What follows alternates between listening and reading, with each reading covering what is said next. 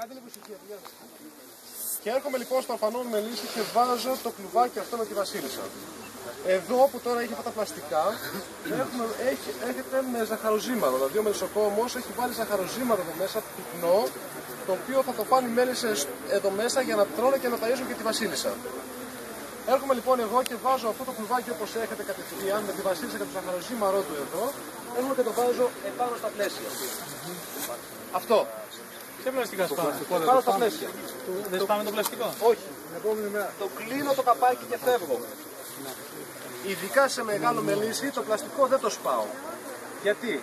Το έχω αφήσει τώρα έτσι. Τι γίνεται? Από τις τρυπούλες αρχίζει και φεύγει η φρομόνη της βασίλισσας και προσελκύει τις μέσα να τη ταΐσουν, να τη φροντίσουν. Εντάξει? Αφού τη φροντίζουν λοιπόν, συγχρόνως τρώνε και τα ζαχαροζύμαρο και οι έξω μέλισσες.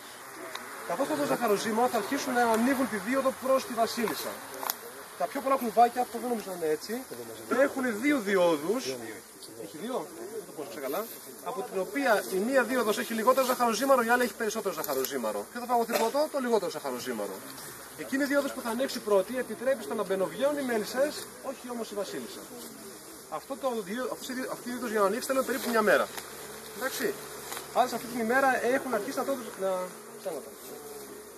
δεν σπάσουμε το πλαστικό, αυτό ξέχασα να πω. Έχουμε τη μια μέρα βάζω το κλουβάκι όπως είναι. Ειδικά σε μεγάλα μελίσια δεν βιάζομαι να σπάσω το πλαστικό και να φάνω το ζαχαροζύμαρο. Τα αφήνω με το πλαστικό κλειστό, ούτως ώστε να περάσει η οσμή της βασίλισσας μέσα από το κλουβάκι χωρίς να μπορούν να φάνε το ζαχαροζύμαρο και να το προσεγγίσουν. Μια μέρα αφήνουμε ώρες. Εντάξει. Σε μικρά ώρες. Θα μπορούμε κατευθείαν να σπάσουμε το πλαστικό και να το βάλουμε. Ωραία, σε μικρά, δηλαδή μικρά εννοώ πεντάρι μελίσι. Δεκάρι πιο μεγάλο μελίσι, καλό να μείνει το πλαστικό μια μέρα και μετά να το σπάσουμε. Σπάμε το πλαστικό την επόμενη μέρα και οι μέλισσες αρχίζουν να δουν το ζαχαροζύμαρο. Σε μια μέρα έχουν φάει τη δίωδο που είναι μικρή και από εκεί μπορεί η βασίλισσα να μην βγει, αλλά μπορούν να μπαινοβγαίνουν οι εργάτριες μέλισσες.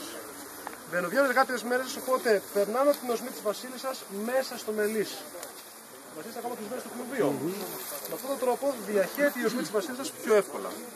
Θέλουμε περίπου 3 ημέρες από τη στιγμή που σπάσαμε το πλαστικό για να παγωθεί το ζαχαροζύμαρο και να βγει η βασίλισσα από τη μέση.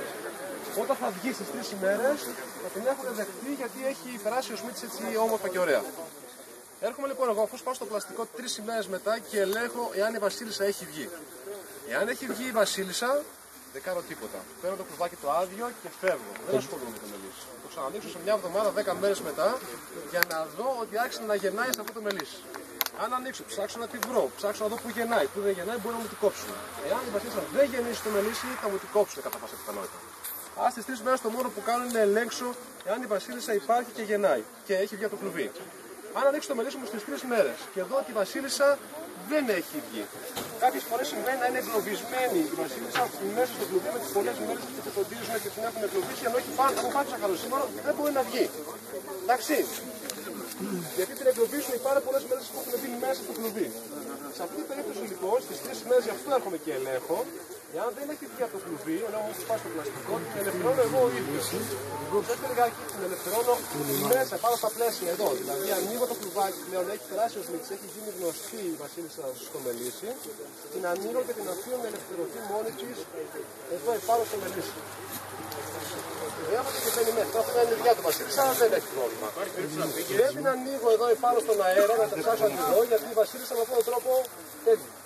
Γιατί είναι κλεισμένη αρκετό καιρό εδώ μέσα, παρόλο που γεννούσε, έχει σταματήσει να γεννάει αρκετό καιρό, έχει αδυνατήσει και μπορεί να πετάξει. Εάν πετάξει, μάλλον την έχω χάσει. Εάν υπάρχει περίπτωση να μην τη χάσω και να τη γλιτώσω, κάνουμε το εξής, αφού έχει πετάξει. Έτσι. Κλείνουμε το καπάκι μας έτσι. Λίγο δηλαδή. Θα φύγουμε κάνα δεκάλεπτο με την ελπίδα ότι η βασίλισσα του πετάει, μπορεί να επιστρέψει και να μπει μέσα στο μελίσι. Είναι σπάνιο το είδος, αλλά λέμε ότι προσέχουμε να την ανοίξουμε και να την ελευθερώσουμε μέσα στο κλουβί. Στις 3 ημέρες. Ναι. Είναι σπάνια περίπτωση να γυρίσει ή να πετάξει. να γυρίσει.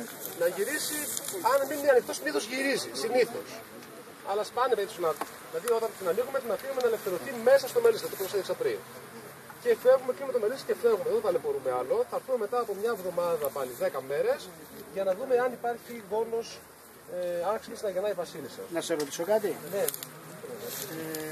Τόση ώρα μας μίλαγες και είχες βάλει το πλαστικό μέσα που ήταν η βασίλισσα στη συγκεκριμένη κυψέλη. Εάν κατευθείαν την άνοιγες, θα τη δεχόντουσαν? Σε ποιο μελίσι? Την έχεις βγάλει εδώ και μισή ώρα, 3/4 περίπου τη βασίλισσα. Δεν έχει πρόβλημα τόση ώρα. Θέλει γύρω στις 5 με 6 ώρες για να νιώσει ορφάνια. Το έχεις βάλει όμως μισή ωρίτσα μέσα, μας μιλάς και μετά το ανοίγεις και ανοίγεις τη θηρίδα για να φύγει η βασίλισσα. Εάν το έβαζες κατευθείαν και το άνοιγες, θα το δεχόταν κατευθείαν? Σε αυτή τη μισή ώρα, μια ώρα δεν έχει πρόβλημα. Δεν έχει πρόβλημα, έτσι. Από 5-6 ώρες. Δεν έχει πρόβλημα. Μάλιστα. Τυχαία το έκανα, το έδειξα Ναι, πόση ναι, ώρα. Το έβαλα έτσι για να σας μιλήσω. Διευκρίνηση. Ναι, ναι, όχι. Θέλει περίπου 5 με 6 ώρες για να ξεχάσει την οσμή της βασίλισσάς σου. Την οσμή, Άρα αυτή παρόλο που ήταν δικιά του, μετά από 5-6 ώρες εισάγεται σαν να είναι ξένη. Δηλαδή με ζαχαροζύμαρο εδώ να σπάσουμε το πλαστικό και να την ελευθερώσουμε έτσι σε 3 μέρες. Εντάξει. Ωραία. Θα δείτε πάρα πολύ καλά. Ήσυχα. Μαζεύουμε τα πλαίσια μας. Πάμε μέσα, πιέστε λίγο νερό και έτσι να στήσουμε λιγάκι αυτά τα πράγματα για να δείτε τον εμβολιασμό.